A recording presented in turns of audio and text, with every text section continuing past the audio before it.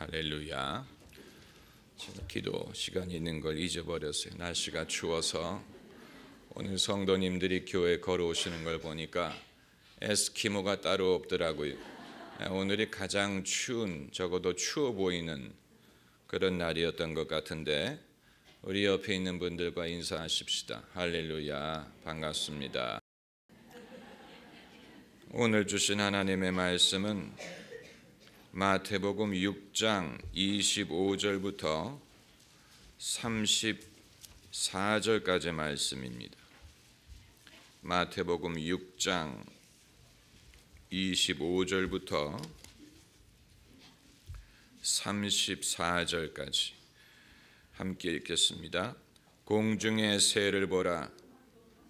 마태복음 6장 25절. 그러므로 내가 너희에게 이르노니 목숨을 위하여 무엇을 먹을까 무엇을 마실까 몸을 위하여 무엇을 입을까 염려하지 말라.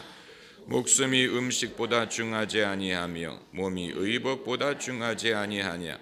공중의 새를 보라. 심지도 않고 거두지도 않고 창고에 모아들이지도 아니하되 너희 천부께서 기르시나니 너희는 이것들보다 귀하지 아니하냐. 너희 중에 누가 염려함으로 그 키를 한 자나 더할 수 있느냐. 또 너희가 어찌 의복을 위하여 염려하느냐. 들의 백합화가 길쌈도 아니하느니라. 그러나 내가 너희에게 말하노니 솔로몬의 모든 영광으로도 입은 것이 이 꽃 하나만 갖지 못하였느니라. 오늘 있다가 내일 아궁이에 던지우는 들풀도 하나님이 이렇게 입히시거든. 하물며 너희일까 보냐. 믿음이 적은 자들아. 그러므로 염려하여 이르기를 무엇을 먹을까 무엇을 마실까 무엇을 입을까 하지 말라. 이는 다 이방인들이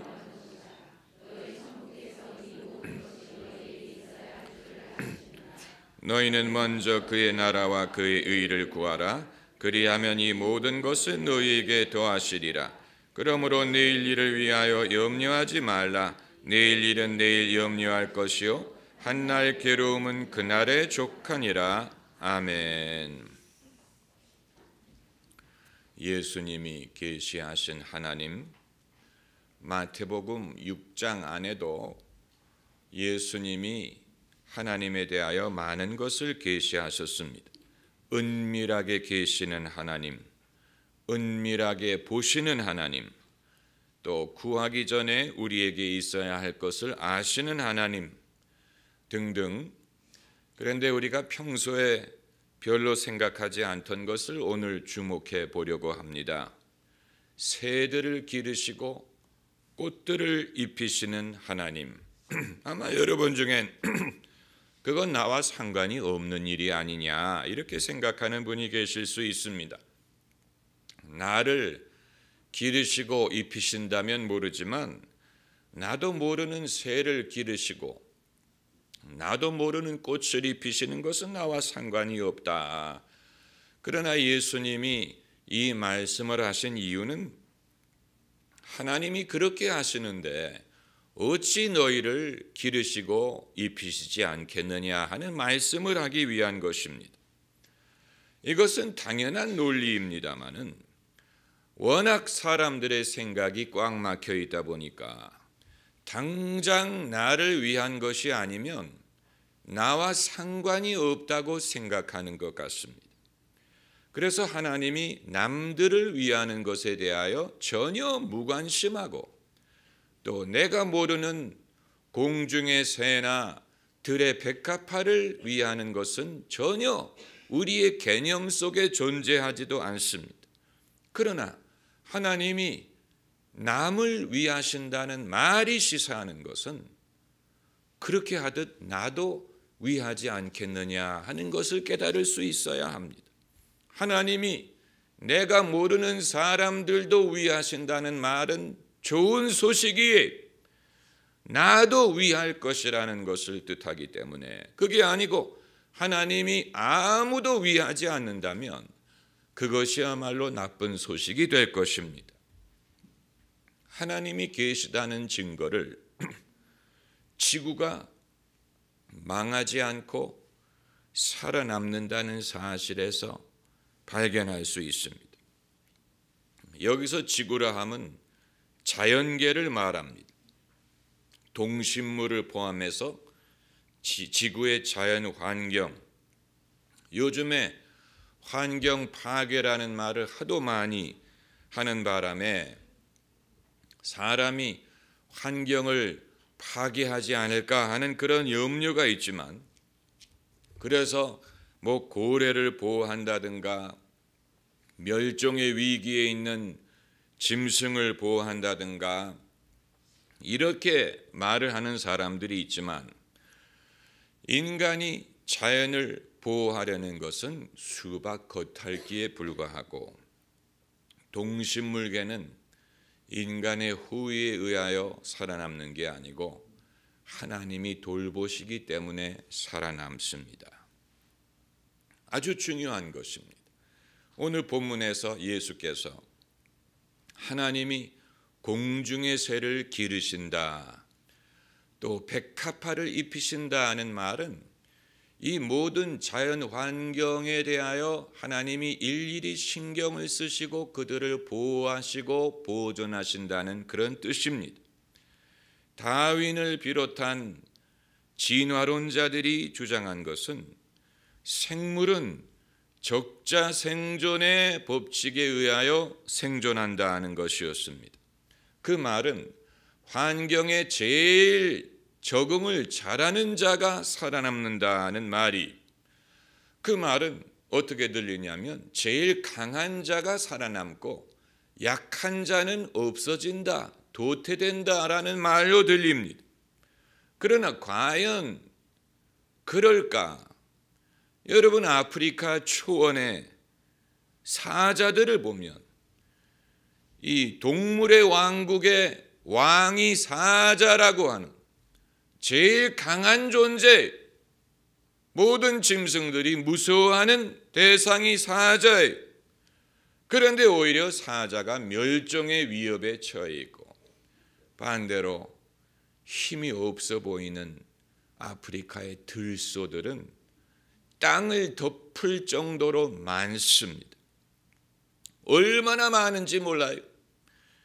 여러분, 가끔 아프리카의 초원의 다큐멘터리를 TV에서 보시면 이 우기가 끝나고 들소들이 강을 건너 이동하는 장면을 볼 수 있지 않습니까? 수만 마리의 들소가 이 강을 질서정연하게 여기에도 다리를 만들고 여기에도 다리를 만들고 동시에 도하작전을 하는 게 아니고, 한 녀석이 길을 만들어서 건너기 시작하면 수만 마리가 그 뒤를 따라가지고 바로 그 자리를 통하여 강을 건너갑니다.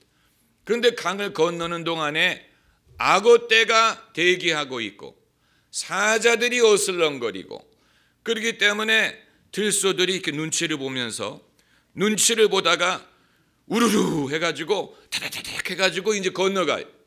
운이 나쁜 녀석은 악어에게 물린다든가 그렇게 하지만 그건 한두 마리에 불과하고 수만 마리가 하루 만에 강을 건너서 건너편으로 이주하는 정말로 장관이 따로 없어요. 누가 그들을 그렇게 가르쳤는지. 매해 우기가 끝나면 풀이 많은 쪽으로 건너가기 위하여 강을 건너라는 것을 누가 가르쳐줬는지, 풀이 어디에 가면 많이 있는지를 누가 가르쳐줬는지 아무도 알려주지 않았지만, 그들은 그들 속에 저장된 본능에 따라서 움직이는데, 그 모든 들소떼가 다 그런 식으로 생존하기 위하여 풀이 있는 곳으로 건너가는 것을 보면, 여러분, 그것이 우연에 의한 것입니까? 운에 의한 것입니까? 아니면 누군가가 이 동식물이 살아남을 수 있는 길을 다 예비해서 그들이 죽지 않고 굶어 죽지 않고 말라 죽지 않고 멸종하지 않고 살아남는 것뿐만이 아니고 번식하고 번성할 수 있는 길을 예비하지 않고는 그것이 상상할 수가 없는 것입니다. 그런데 사자들은 이제 그 곁에 어슬렁거리면서 약한 들소, 속도가 늦은 들소를 이제 공격해서 사냥을 해. 사자가 단연 강력한 존재. 그러나 사자들은 늘 숫자가 줄어들어요. 사자들은 인간이 보호해주지 않으면 멸종할 수 있는 위험에 임했습니다.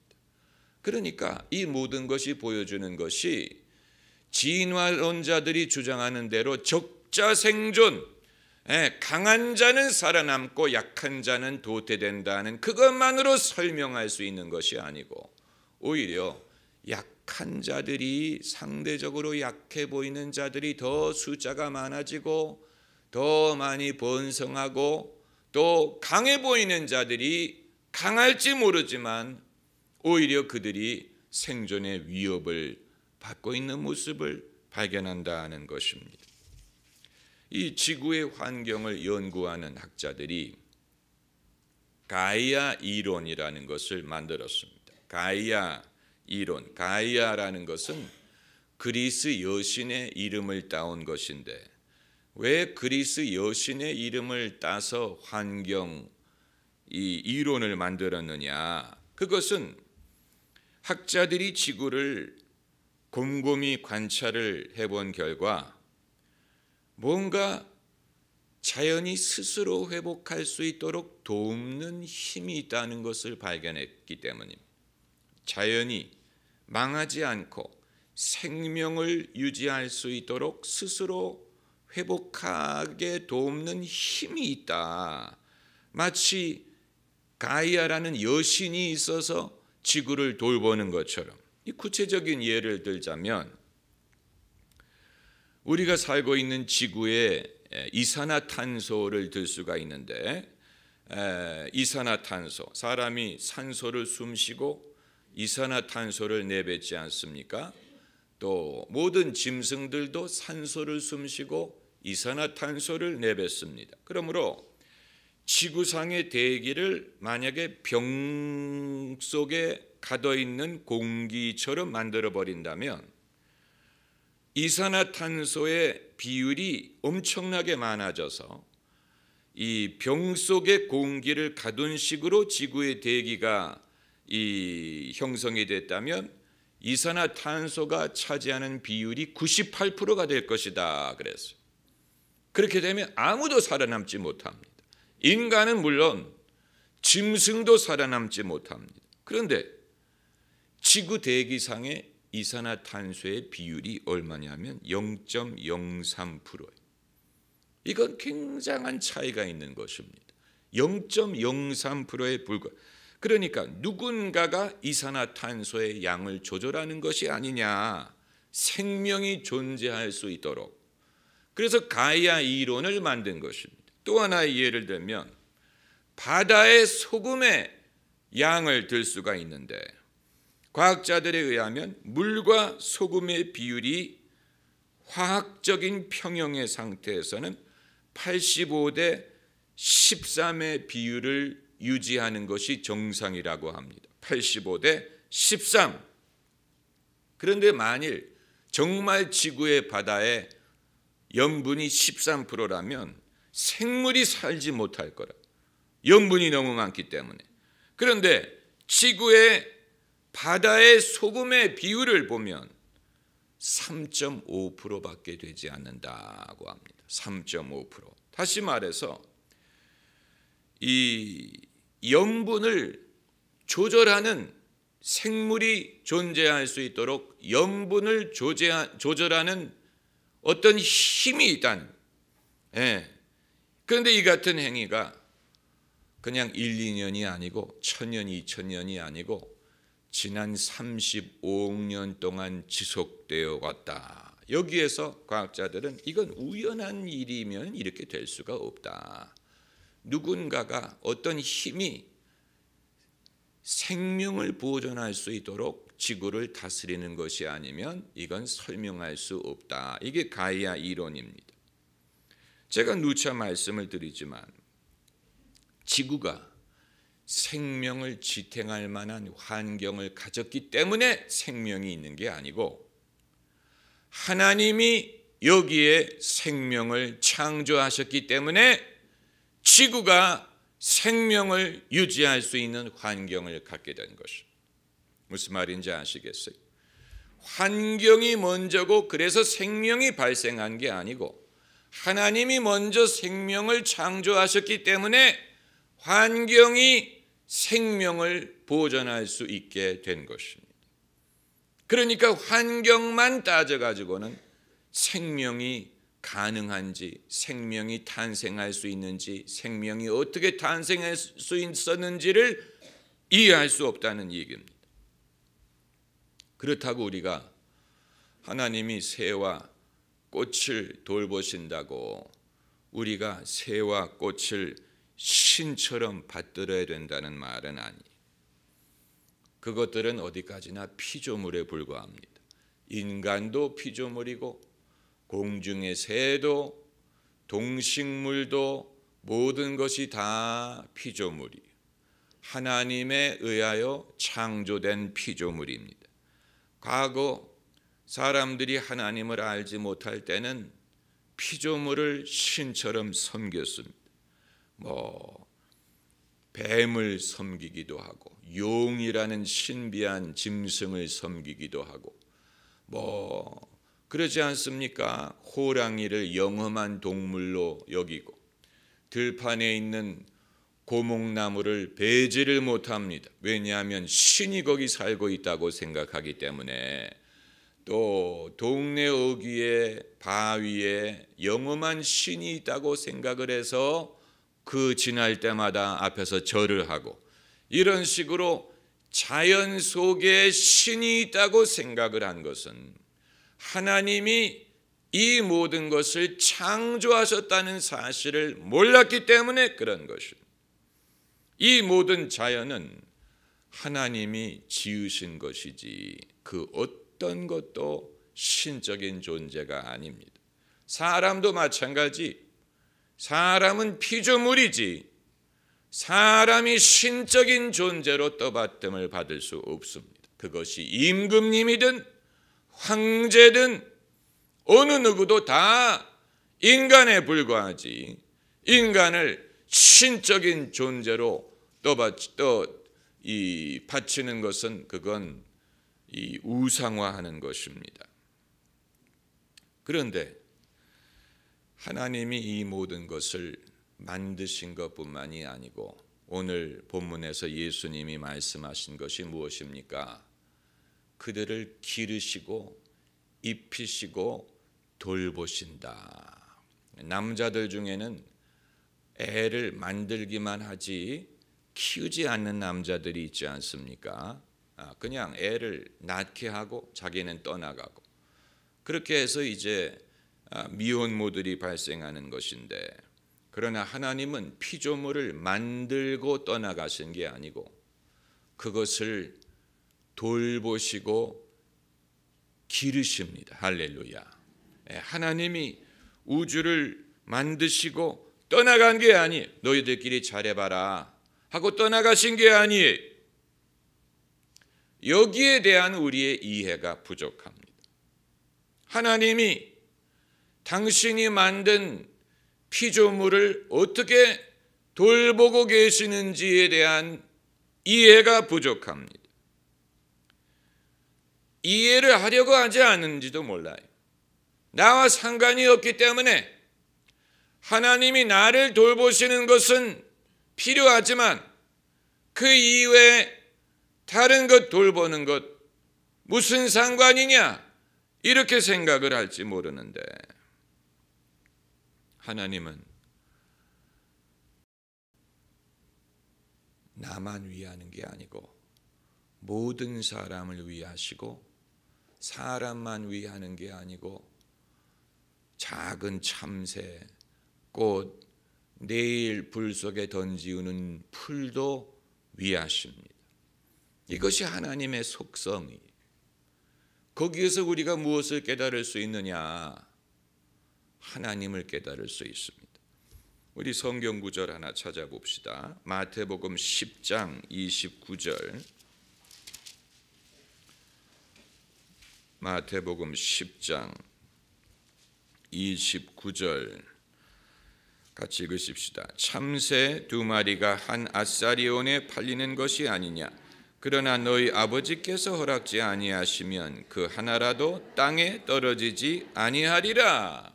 참새에 대해서 말씀하시는데 그 당시에는 사람들이 참새를 잡아서 팔았던 모양이에요. 참새를 어떻게 잡을까? 참 궁금하지 않습니까? 몇 주 전에 제가 이 참새, 창밖에 참새를 봤는데 그걸 보니까 옛날에 포장마차에서 참새구이를 팔던 게 기억이 났어요. 참새구이와 왕대포. 제가 어렸을 때였기 때문에 무엇인가 호기심은 많았지만 먹을 기회가 없었는데 나중에 저희 선생님이 말씀하시기를 그게 참새가 아니고 병아리일 때가 많다고 하더라고요. 병아리를 이 참새처럼 그렇게 구워서 판다고 하는데 아무튼 옛날 사람들은 참새를 잡아서 먹었던 모양. 그러니까 참새 두 마리가 한 아사리온에 팔린다고 한 것입니다. 그런데 너희 아버지께서 허락지 아니하시면 그 하나라도 땅에 떨어지지 않는다. 다시 말하면 한 마리도 하나님이 허락하지 않으면 죽지 않는다라는 얘기예요. 그 말은 지극히 작은 존재인 참새 한 마리가 땅에 떨어지는 것도 하나님이 허락했기 때문에 가능한 것이라는 말이에요. 여러분, 이것은 우리에게 많은 것을 시사합니다. 어떤 생명도 그냥 왔다가 그냥 허무하게 떠나가는 게 아니에요. 이것을 우리가 믿어야 됩니다. 오래 살든 짧게 살든 간에 어떤 생명도 그냥 왔다가 그냥 아무도 모르게 허무하게 떠나가는 것이 아니고 하나님이 허락하지 않으면 참새 한 마리도 땅에 떨어지지 않습니다. 사람도 마찬가지. 미디어에서는 평범한 사람이 죽는 것에 대해서는 보도하지도 않고 관심도 없습니다. 유명한 사람, 정치인이었다든가 재벌이었다든가 연예인이었다든가 그런 사람이 죽으면 미디어에서 보도를 합니다. 많은 사람들이 그 사람이 갔구나. 그 사람 참 아쉽다. 이렇게 그를 추모하고 기억을 하지만 평범한 사람, 또 힘이 없는 사람, 가난한 사람, 그들은 살았는지 죽었는지 관심도 갖지 않고 아무도 주목하려고 하지 않아요. 부자가 죽을 때는 주목하는 사람이 더 많지만 가난한 사람이 죽을 때는 아무도 관심도 갖지 않는 것처럼 보입니다. 그러나 하나님은 누가 참새 한 마리도 땅에 떨어질 때 하나님은 그것을 지켜보시고 허락하지 않으면 그 일이 벌어지지 않는다 그랬어요. 여러분, 이것은 굉장히 큰 의미를 갖고 있습니다. 왜 어떤 사람은 죽고 어떤 사람은 사는지 우리는 이해할 수 없고, 왜 어떤 사고가 발생을 하고 왜 어떤 참사가 발생하는지 우리가 결코 이해할 수 없지만 한 가지 분명한 것은 그것도 하나님이 허락하지 않았다면 일어나지 않았을 것이라는 얘기예요. 하나님이 그 일을 일으켰다는 말은 아니에요. 귀담아 들어야 돼. 하나님이 허락하지 않았다면 일어나지 않았다는 말과 하나님이 일부러 그것을 일으켰다는 것은 다른 말이에요. 그 차이를 이해할 수 있어야 됩니다. 하나님이 그걸 기뻐하지 않았을 수 있고 원하지 않았을 수 있지만 당신의 섭리에 의하여 허락할 수는 있습니다. 하나님의 허락이 떨어지지 아니하면 사탄이 욥을 시험하지 못했어요. 하나님이 허락했기 때문에 시험한. 왜 허락했느냐? 그건 별개의 문제예요. 그걸 아는 것이 신앙을 아는 것이고 하나님의 섭리를 배우는 것입니다. 그건 믿음의 영역이에요.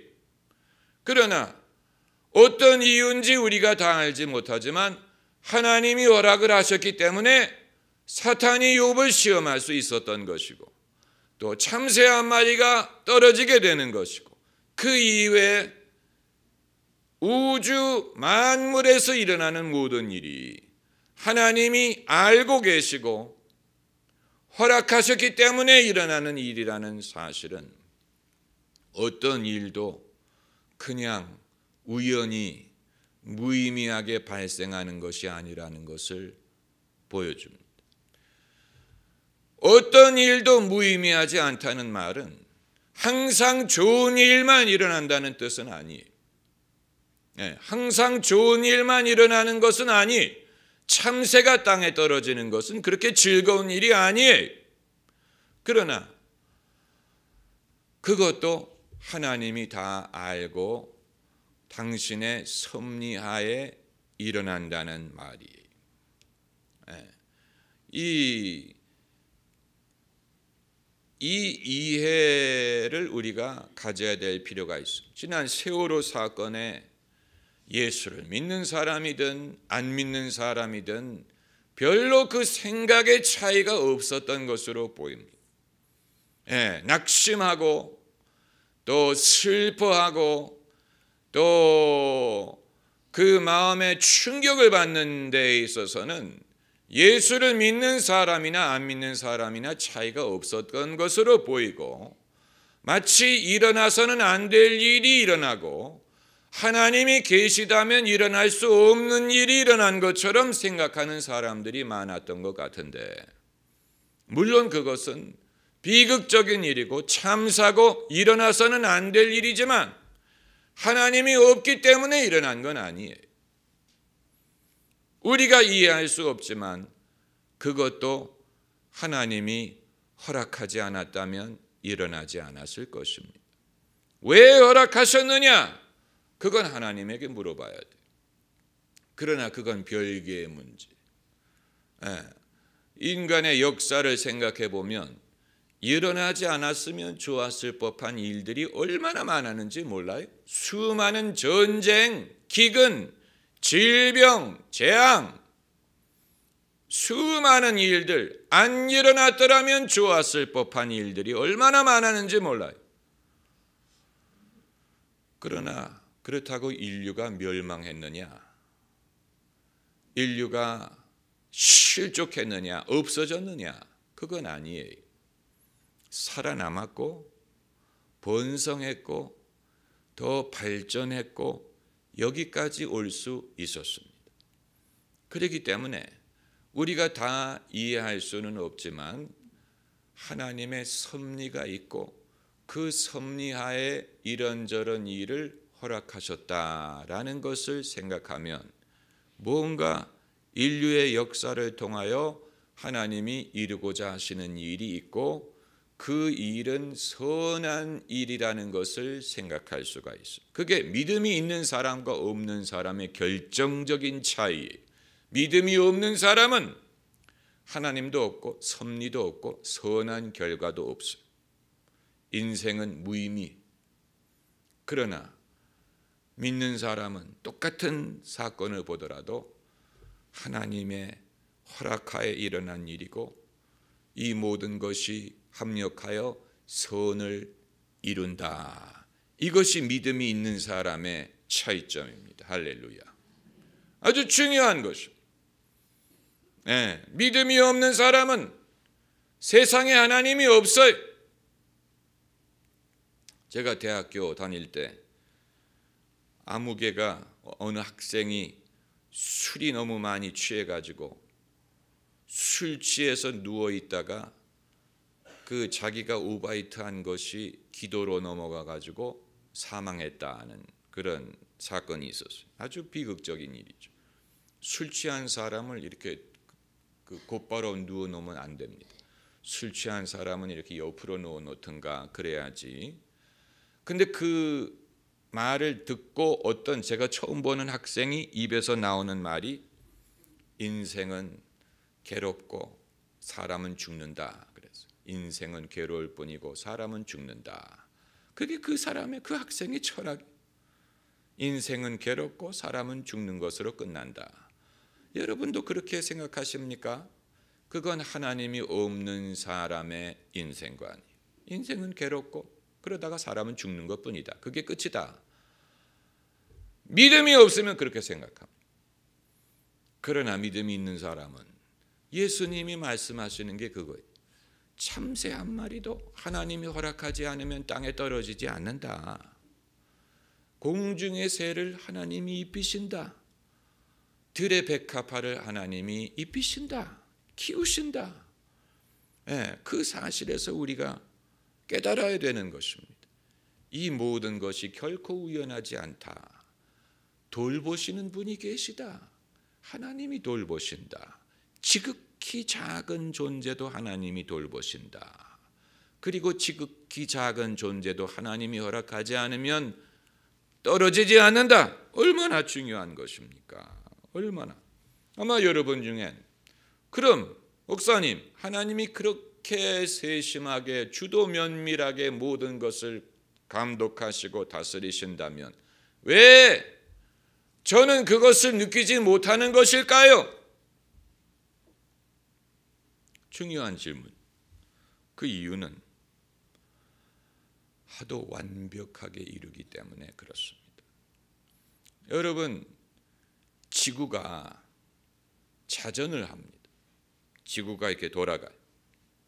24시간에 한 번. 그러나 그걸 느끼는 분 한번 손 들어보세요. 지구가 도는 것을 느끼는 분.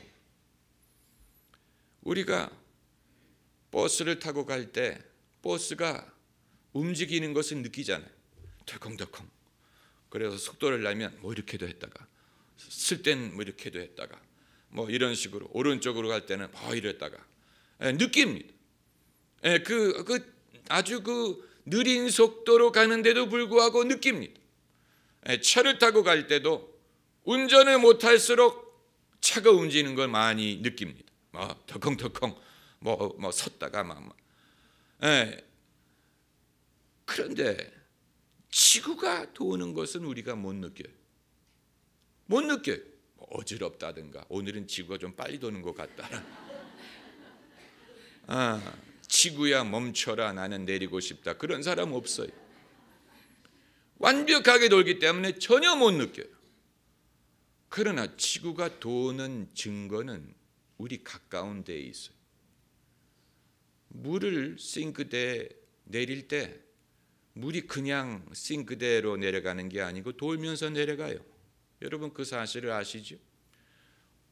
시계 방향으로 돌면서 내려가요. 변기를 내릴 때도 마찬가지. 그냥 내려가지 않아요. 돌면서 내려가요. 여러분은 아마 그게 이렇게 그 하수구를 이렇게 오른쪽으로 돌게 해서 그럴 거야. 아니에요. 지구가 돌기 때문에 그 여파로 물이 돌면서 내려가는 거예요. 유일하게 물이 돌지 않고 내려가는 지점이 있어요. 적도. 바로 적도에 가면 물이 싱크대에 그냥 내려가요. 안 돌고. 그러나 그 이외에 적도 북쪽이든 적도 남쪽에서는 물이 돌면서 내려가요. 그 사실이 보여주는 것은 지구가 자전하고 있다는 증거예요. 그러니까 물이 내려가는 데에도 지구가 움직이고 있다는 증거가 나타나는데 오직 인간만이 그걸 못 느끼는 것뿐이에요. 하나님에 대해서도 마찬가지.